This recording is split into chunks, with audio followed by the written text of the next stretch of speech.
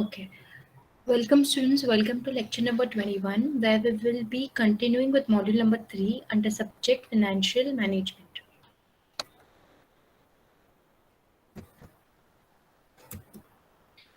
So as we have already seen the sources of financing under lecture 14, we have seen cost of capital, the basic concepts under lecture 15, cost of debenture capital, lecture 16, 17, cost of preference capital and term loans under lecture 18 and 19. And cost of equity capital and cost of retained earnings, we have already covered the theory portion of it in lecture 20. So today we will be covering with problems on cost of equity and problems on cost of retained earnings. So before we move ahead to the problems, let us just have a quick revision of the formulas for calculating the cost of equity. So we know under cost of equity, there are different approaches or different methods by which we can calculate the cost of equity. So the different approaches or methods are dividend yield method, dividend yield plus growth, earning yield method, realized yield method, and capital asset pricing model.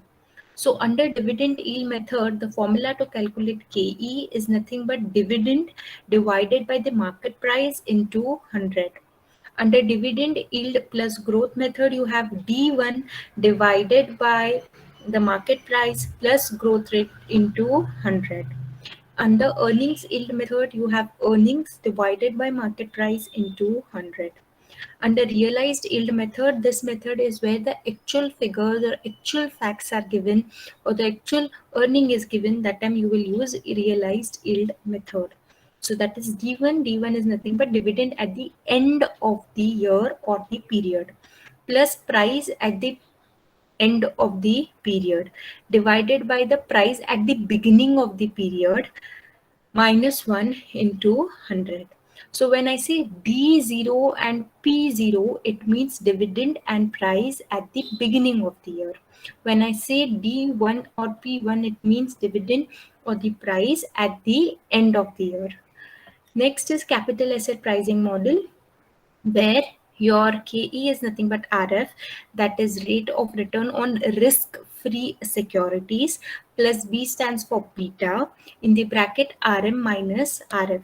RM is the rate of return on market securities minus RF, that is rate of return on risk-free securities.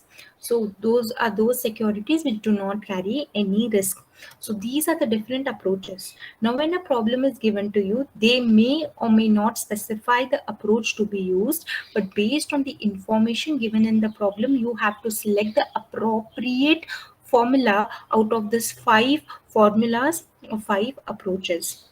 Next, revision of formula for calculating cost of retained earnings. So I told you that retained cost of retained earnings is nothing but the cost of equity capital. So if tax is given, you have to just multiply KE with 1 minus tax rate into 100. If brokerage is given in the problem along with tax, then multiply KE into 1 minus D into 1 minus B into 100. If personal tax is given and long-term capital gain tax is given, you have to take KE into 1 minus TP divided by 1 minus TG into 100. So this is a formula for calculating retained earnings. Now let us move ahead to the problems on calculating KE as well as KR.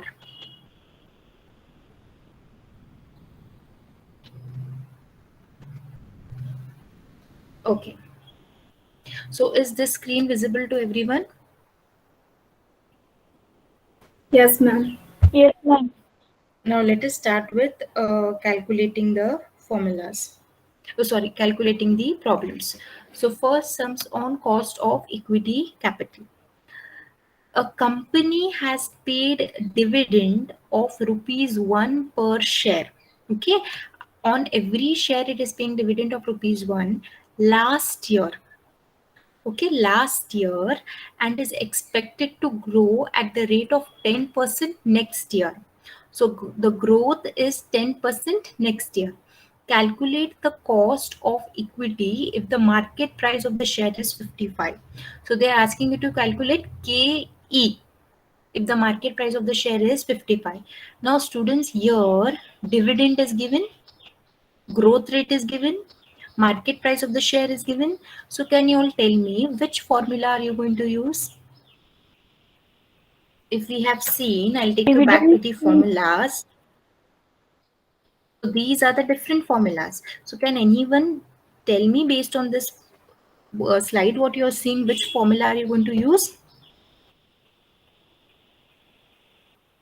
Yes? Dividend yield plus growth. Yield plus growth.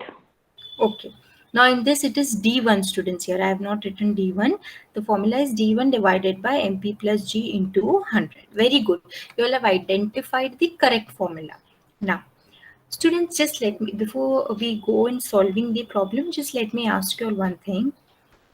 You know that a closing of one period is the beginning of other period, correct? So the Yes, ma'am. closing, what they are, okay. Now what they are telling here is the company is paying a dividend of rupees 1 per share last year. Okay. So the last year dividend is the current year's opening dividend, right? So this, can anyone tell me dividend rupees 1 per share, is it D0 or D1? D0. Very good. D0. It is D0.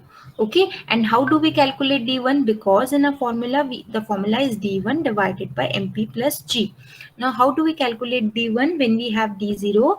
The formula which we have already seen is D1 is equals to D0 in the bracket 1 plus G. So now let us move ahead in solving the problem.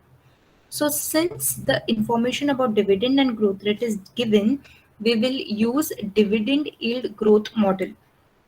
Okay, therefore the formula that we are going to use is KE is equals to D1 divided by MP plus G into 100. Now, before going to solve this problem, what we will do is each of this particular terms what are there in the formula, we will first derive the answer for that and then substitute the values in the formula. So we need to first calculate D1. So let us see the working note. So D1 is nothing but expected dividend per share. So D1 is nothing but D0 in the bracket 1 plus G. So D0 is already given as 1 in the problem, and 1 plus the growth rate. Growth rate is given 10%, so 0.10. So your D1 comes up to 1.10. Since there is a growth rate, so the dividend also may increase. So D1 will be your 1.10. Now, the next thing we need to know in the formula is the market price. The market price is readily given in the problem, that is 55, which is readily given in the problem. Next we need is the G. G is nothing but the growth rate. The growth rate also is readily given in the problem, that is 10%, 0.10. Now all we need to do is just substitute the figures in the formula. So we will go to this final solution. So the formula for KE is nothing but D1 divided by MP plus G into 100. Just substitute the figures. D1 we got as 1.10 divided by 55 plus 0.10 into 100.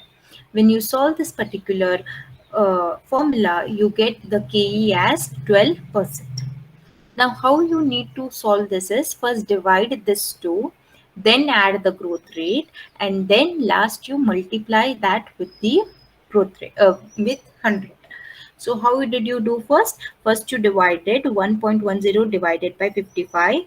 You got 0.02. To this you have to add the growth rate. So when you added this both, you got 0.10, 0.12, and last you have to multiply by 100 in order to get the cost in percentage. Therefore, the last step is multiplication. Then you got 12%. So this is very important, students. You need to know how stepwise you have to solve the formula, or you will simply first add the growth rate and then multiply directly and then divide by MP, which is wrong. So you need to know how to solve the formula also. What are the steps? So always first divide this 2, then add with the growth rate, and last you're going to multiply by 100. This also is very important. Next, let us go to problem number 2. Uday Corporation a dynamic growth firm which pay dividend anticipates a long run level of earnings of rupees 7 per share. So the level of earnings they are anticipating, means it is not actual earning. When I say anticipating, means predicting or thinking that their earnings in the long run will be okay, is their earnings is. So this is not actual. When you're anticipating something, when you're estimating something, when you're predicting something, it is just your based on the facts that you have. It is not actually what they are earning. So the level of earning is 7 per share. The current market price is rupees 50 per share. Calculate the cost of equity share capital of corporation. So can anyone tell me which particular formula are we going to use? Here the earnings is given, which is not the actual earnings. The anticipated earnings is given, the current market price is given. So based on this particular slide, can anyone tell me which formula are we going to use? Earning yield method. Very good. Earning yield. Very good. So now students, you all are able to identify which particular formula is to be choose among the different approaches. So solution, since information about earnings is given, we will use earnings yield model. So therefore the formula to be used is KE is nothing but E divided by MP into 100. So first we have to identify E, we have to identify MP, then put it in the formula, substitute the figures in the formula and get the answer. So E, that is earnings per share, is already given in the problem, that is rupees 7. Okay, MP, that is the market price, which can be also denoted by P. Either you denote it by MP or P. So rupees 50 is also given in the problem. So what you will do, just simply divide 7 by 50 into 100. So for this also, how do you go about solving? Just divide 7 by 50 first, you get the amount as 0.14. Then at last you will multiply by 100, you get 14% is the cost of equity. So is problem number 2 clear? Yes, students? Yes, ma'am. Yes, ma'am. Yes, Okay, ma'am. now let us move ahead. Now let us see problem number 3. Calculate the cost of equity capital of H Limited whose risk-free rate of return is 10%. The firm's beta is 1.75 and the return on market portfolio is 15%. They are telling you to calculate the cost of equity capital. Which approach will you follow, students? CLI Which approach will you related. follow? CAPM. Which approach? APM. CAPM. CAPM. So that is capital asset pricing model. Okay. Now, can anyone tell me risk-free rate of return through what term it is denoted? It is denoted by what alphabet? RF. RF. RF. Very good. So RF here is 10%. What is beta denoted by? B. B. B. B. Okay. And how is return on market portfolio denoted by? RM. RM. RM. Okay, very good. So let us see the solution. Since information about risk-free rate of return, beta, return on market portfolio is given, we will use CAPM model. Therefore, the formula that is to be used is K is equals to RF plus beta in the bracket RM minus RF. So first of all, we have to write the information about each term that is given in the problem and then substitute the figures in the formula. So RF is nothing but risk-free rate of return, which is nothing but 10% already given. Beta is already given. Return on market portfolio is already given as 15%.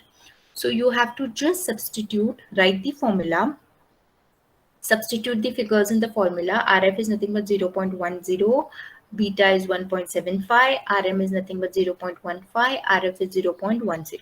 Now, how do you go about solving this particular problem? See, students, always minus the first these two things which are there in the bracket. So always first minus RM minus RF.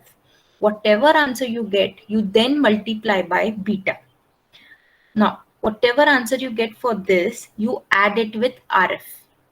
And you, as you want it in percentage, at last you can multiply the complete answer by 100. So this is how you go about solving this particular formula. So Ke is nothing but 0.10, which is your RF, plus beta, which is nothing but 1.75, in the bracket RM, that is 0.15, minus RF 0.10. Now 0.10 plus 1.75 in the bracket. 0.15 minus 0.10 is 0.05. So first you have minus these two figures, you got 0.05, and you have multiplied it with 1.75.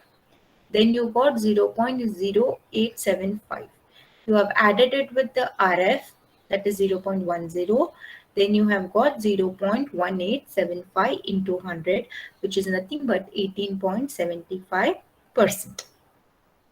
So is this problem clear to everyone?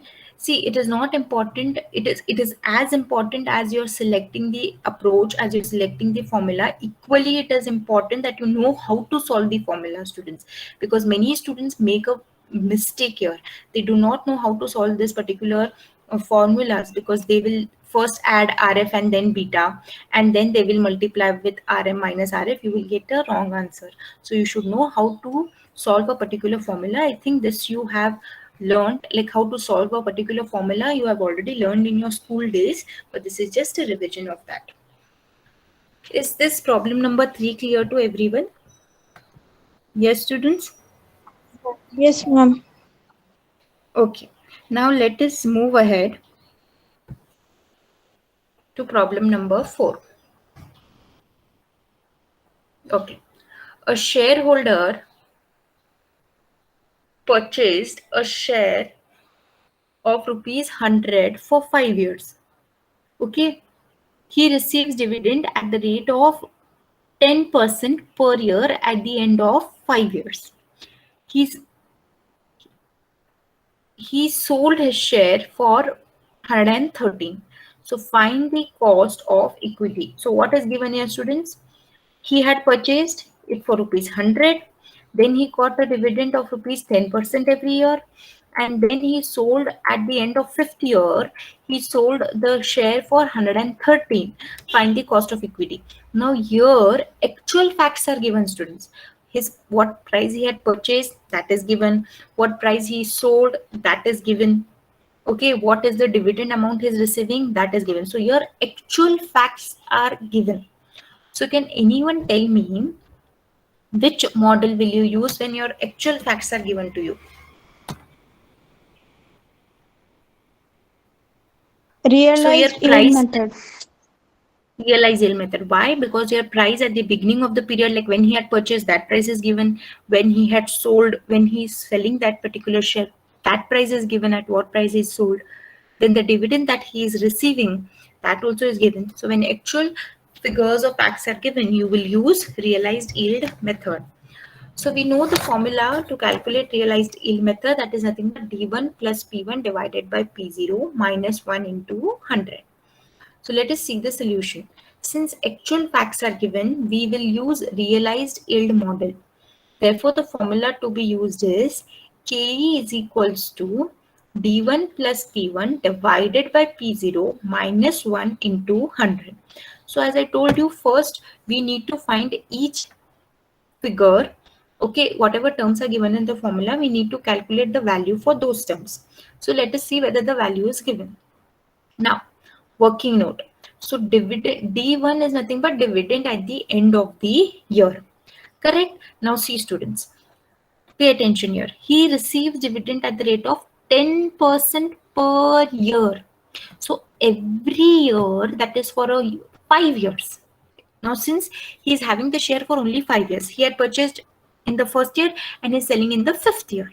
So he is getting dividend every year. So totally for 5 years, we have to calculate the dividend. Okay. Now, he is receiving dividend at the rate of 10%. And I told you dividend is always calculated on the face value. Since nothing is mentioned, we will assume 100 to be the face value. Okay, since no information about what was the face value and what he purchased, since that is not given. So as I told you, whenever information is not given, that time we have to always consider it at par. consider it at the face value. So he receives dividend at the rate of 10% per year. So how to calculate the dividend amount in rupees? 10% of 100. 100, he has a share of rupees 100. He's receiving 10% dividend. So 10% of 100 is nothing but 10. So this is a dividend that he is receiving for 1 year. But we have to calculate for the dividend for 5 years, because every year, see here it is given 10% per year he is receiving the dividend. Now, your growth rate is not given, so obviously the dividend is remaining fixed for every year. It is the same for every year. So let us see how to calculate D1. So see here, pay attention to this working note, students. Dividend at the end of the year. So how are you going to calculate dividend? Rupees 100 into 10%, which is rupees 10. Now this is for 1 year, but we have to calculate for 5 years. So for 5 years, what you have to do? 10 into 5, that is rupees 50. So D1 is rupees 50. Now P0 is price per share at the beginning. Correct? At the beginning of the year, you can say. At the beginning of the period, you can say. Okay. So at the beginning, what is the price? What is the price of the share when he had purchased at the beginning? It was rupees 100. So P0 is rupees 100. P1 is price of the share at the end of the year or end of the period when he's selling. So when he's selling, what is the price of the share? It is 113. So P1 is 113. Now, is this working note clear to everyone? Yes, students? Yes. Yes, ma'am. Okay. Now what we have to do is just substitute the figures in the formula. So your K is nothing but D1 plus P1, okay, divided by P0 minus 1 into 100. So again, students, I'm repeating whatever is in the bracket. First, you have got to solve that, then divide, then you will minus, and at last you will multiply by 100. So your D1 is what? Rupees 50 plus P1 is 113 divided by P0 is rupees 100. Okay, minus 1 into 100. So first you will add 50 and 113. So first you will add D1 and P1, so which comes up to 163. Then you will divide this answer with P0. So 163 divided by 100 you will do. You get 1.63. Then you will minus with 1. After minusing with 1, you will get 0.63. At last, you will multiply it with 100. You will get 63%. So the cost of equity is 63%. Now, is this answer clear to everyone? Is the solution clear? Problem number 4. Yes? Yes, ma'am. Okay. Ma'am, please repeat once again D1. How do we Yes, calculate D1? could you just repeat? I couldn't hear you. What did you say? I couldn't understand how do we calculate a D1, ma'am. Okay, D1. Now D1 we know is dividend at the end of the year. Okay, now see here it is given a shareholder purchased the share of rupees 100. So he's purchasing the share at rupees 100. Now we do not know the company's face value was what. So 100 we are considering it as the face value. Now he receives dividend at the rate of 10% per year. So for 5 years the shareholder is having the share with him. So per year, every year he's receiving the dividend. Now, how do you calculate dividend? Dividend is always calculated on the face value. Now, 10%. So 10% of rupees 100 is rupees 10. So this 10 rupees dividend he's receiving every year.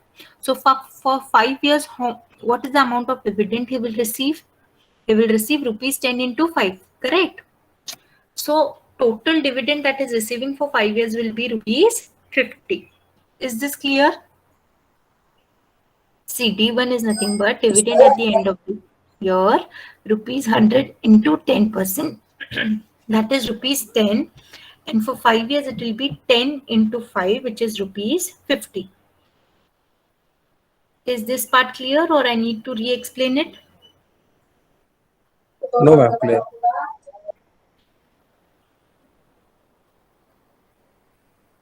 Yes. Clear, ma'am. Clear. Clear? Okay.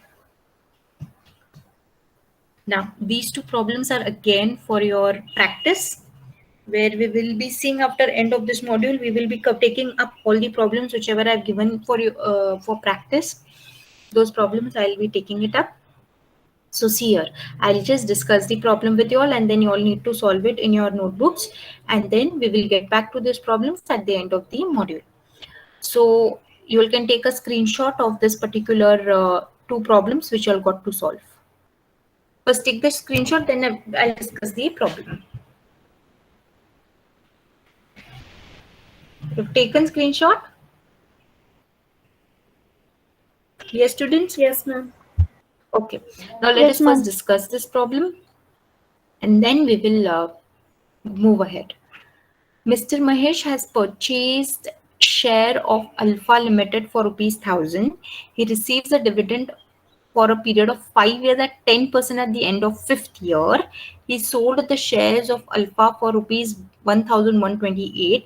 Calculate the cost of equity. So can any student tell me, based on whatever we have studied up to now, which formula are you going to use, which approach are you going to use, and what are the figures that we are going to use in the formula? Yes, students? See, price at the beginning of the period is given, price at the end of the period is given, dividend is given, how much is receiving dividend per year. Now that is all actual facts are given. So which approach are you going Realized to? yield method. Realized Okay. yield method. Okay, in realized yield method, we want D1, we want P1, we want P0. Then we have to just substitute in the formula, get the answer. So can you all tell me Realized yield. what is D1 here? Can anyone tell me what is D1 here? Or how do I? 500. 500. Can anyone tell me how do I calculate D1? How do I calculate? Ma'am, 500. How 500. 1000 into 10%, and then you get 100, and for 5 years it will be 500. Okay, what is P1 here in this particular problem? What is P1? 1000. P1. I'm asking what is P1? 1128. P1 is always price at the end, not at the beginning. So P1 is, as one student has rightly said, it is 1128. What is P0? 100. Sorry, 1000. Very good. Just substitute the values in your formulas, you will get the answer. Next, Z Limited provides the following details. RF is given, beta is given, RM minus RF is given. So can you all tell me how to solve this particular problem? Which approach are you going to use? CAPM. CAPM. Okay, in this, can anyone tell me what is RM?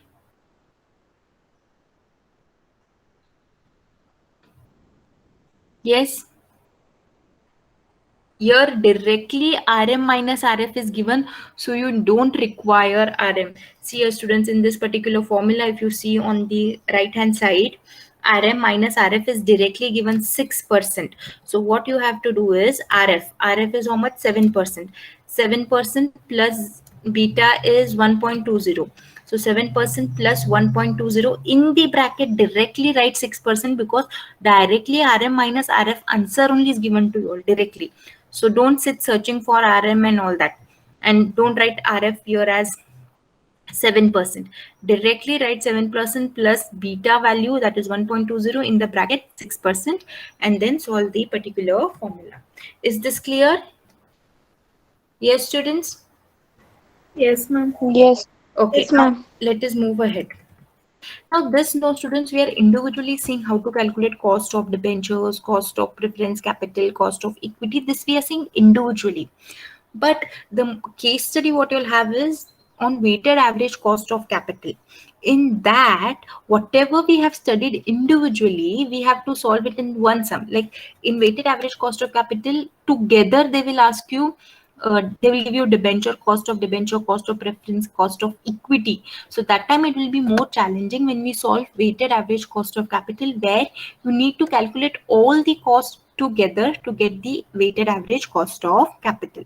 So once if you all thoroughly understand how to individually solve each individual cost of capital, then we'll take a combined, then in a combination you need to find out the cost.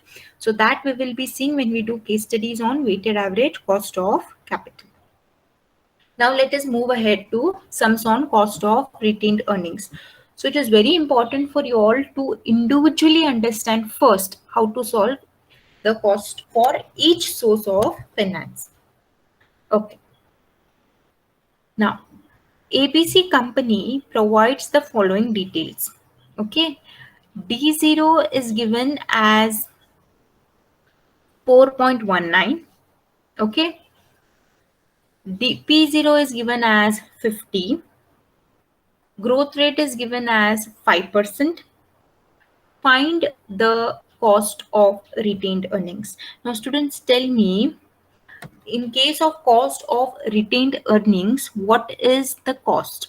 See, let us move ahead and see here. Is any information about tax given? No. Is any information about tax and brokerage given? No. Is any information about personal tax and long-term capital gain is given? No. So what will be the cost of retained earnings? The cost of retained earnings will be nothing but the cost of equity. So to know the cost of retained earnings, first we need to know the cost of equity.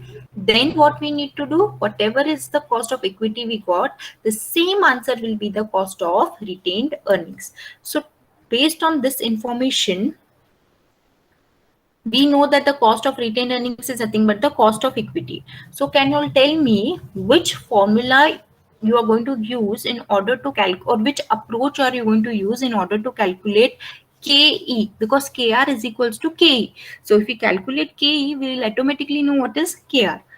So based on the information that is given here, see, I told you MP, that is market price, is also denoted by P. Okay, so D0 is given, MP is given because P is also denoted by MP, and G is given 5%. So now can anyone tell me which formula am I supposed to use? D is given, MP is given, G is given. Which formula I'm supposed to use? Which approach? Dividend yield. Very, very good. You have stated the correct approach. So remember, again I'm repeating, price of the share and market price of the share means the same. So MP and P means the same. But students, D0 is given, and for dividend yield plus growth approach, we want D1. So how do we calculate D1 when D0 is given? This is dividend at the beginning, but we want dividend at the end. So what is the formula to calculate D1 if D0 and growth rate is given? Yes. If you know dividend at the beginning and we know that the growth rate every year is 5%, so what will be dividend at the end? It will be D0 in the bracket 1. In the bracket 1 plus G. Okay, D1 will be D0 in the bracket 1 plus G. So now let us see the solution. Solution, since calculation about KR is asked and no information about tax brokerage is given, therefore KR is equals to KE. See, in KR also you need to know which formula to pick. Now no information about tax brokerage, nothing is given. Therefore simple formula is KR is equals to KE. So we need to first calculate KE. So formula to be used is D1 divided by P. P is nothing but your MP plus G into 100. Now let us find out the values of figures for each term in the formula. So D1 is nothing but the expected dividend per share at the end. How do we calculate D1? D0 in the bracket 1 plus G. D0 is already given as rupees 4.19 in the bracket 1 plus G. So 1 plus growth rate is 0.05. So you got D1 as 4.39. Now market price is already given 50. So here if you can see MP oblique P means you can use the term MP or P, that is nothing but the market price, which is 50 already given, and growth rate is already given 5%. Now what is the formula? KE is nothing but D1 divided by MP plus G into 100. Just substitute the figures in the formula and get the answer. Now can any student tell me how am I supposed to go step by step in solving this formula? Do I need to first add D1 and G and then divide by MP, or how do I go about solving this formula? Can any student help me explain? Yes? Yes, students?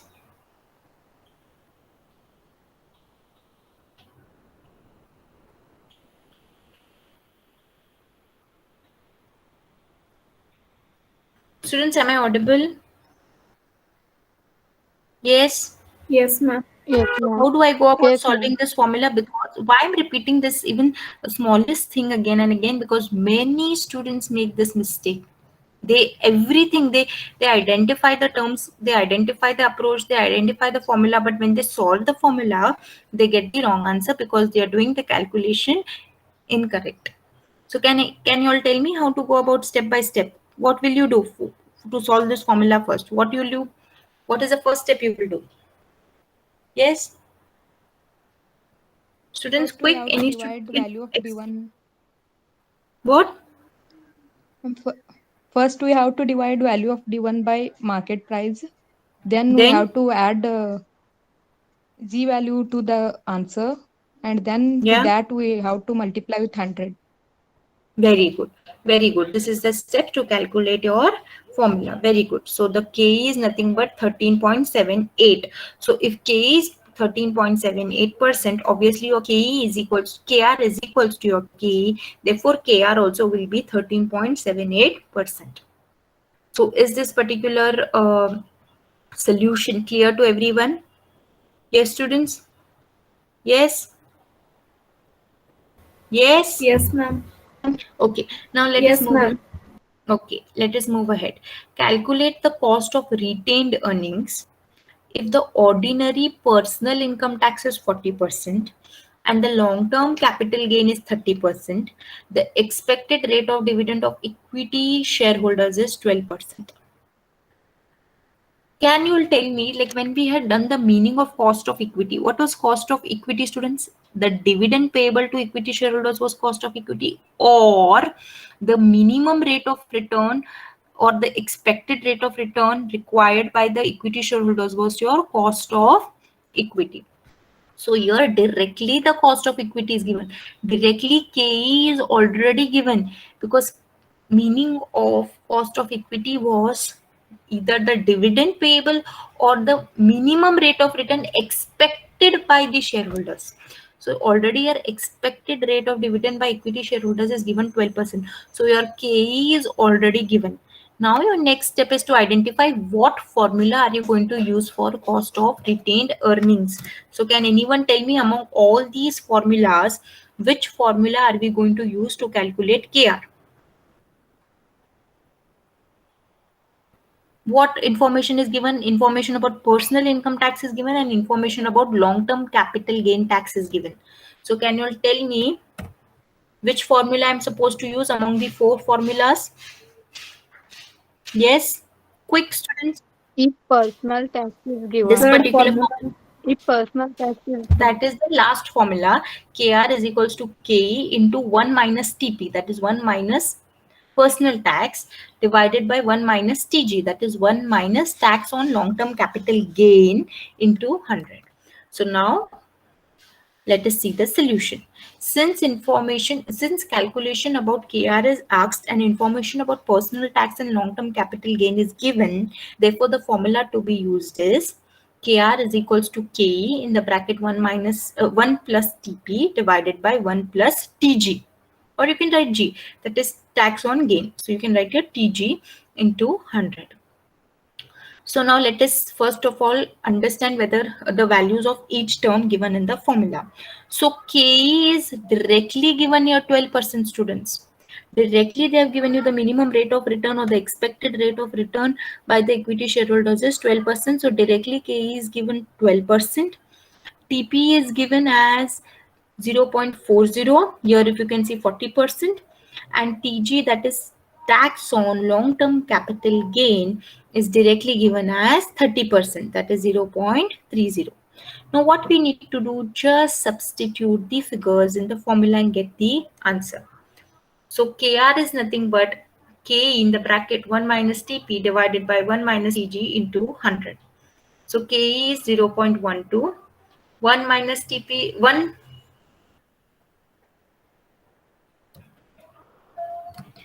minus TP it is. Here I had to use minus.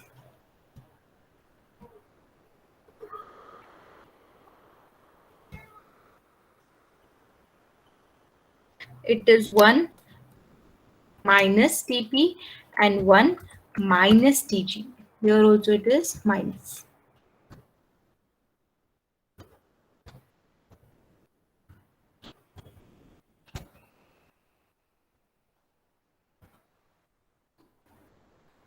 Okay, so we just substitute the figures. That is K is 0.12. 1 minus TP is given as 1 minus 0.40, which is 0.60. 1 minus TG, that is 0.30. So 1 minus 0.30 is 0.70 into 100. So when you divide this two, you get 0.8571. So first what you need to do is, students, solve the numerator, solve the denominator, divide this two. First, always you have to solve things that are given in the bracket. Divide this two, then multiply this full answer with KE, and last you're going to multiply by 100. So when you divide this two, you get 0.8571 into 0.12. That is 0.10285 into 100. So that is 10.28%. So your KR is 10.28%. So is this clear to everyone, students? Is this particular solution clear to everyone? Yes, students? Yes, ma'am. Okay. Yes, ma'am.